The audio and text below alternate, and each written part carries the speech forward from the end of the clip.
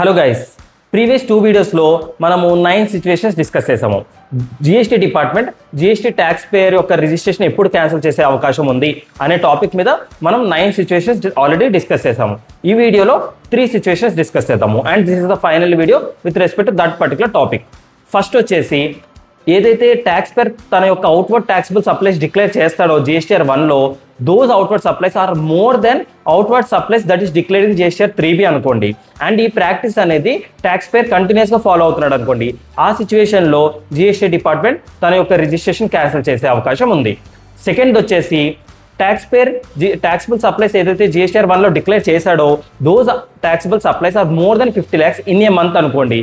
Then తన యొక్క output tax liability ఏదైతే పే చేయాలో ఆ ట్యాక్సిబుల్ సప్లైస్ మీద out of 100% of output tax liability maximum 99% can be paid by using input tax credit. Remaining 1% ఏదైతే ఉందో అట్లీస్ట్ 1% క్యాష్ బ్యాలెన్స్ వాడుతూ తన యొక్క అవుట్పుట్ ట్యాక్స్ లైబిలిటీ అనేది డిశ్చార్జ్ చేసుకోవాలండి. ఇఫ్ ఈ రూల్ అనేది ట్యాక్స్ పేర్ ఫాలో అవ్వట్లేదు అనుకోండి, ఆ సిచ్యువేషన్లో ట్యాక్స్ పేయర్స్ యొక్క జిఎస్టీ రిజిస్ట్రేషన్ డిపార్ట్మెంట్ క్యాన్సిల్ చేసే అవకాశం ఉందండి.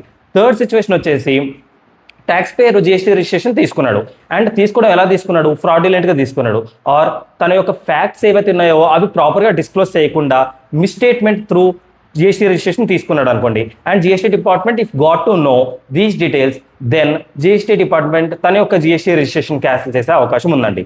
సో ఈ 3 సిచ్యువేషన్స్తో కలిపితే టోటల్ 12 సిచ్యువేషన్స్ ఉన్నాయండి. జిఎస్టీ డిపార్ట్మెంట్ జిఎస్టీ రిజిస్ట్రేషన్ ఎప్పుడు క్యాన్సిల్ చేసే అవకాశం ఉంది అన్న టాపిక్ మీద టోటల్ 12 సిచ్యువేషన్స్ మనం డిస్కస్ చేసాము. And thank you.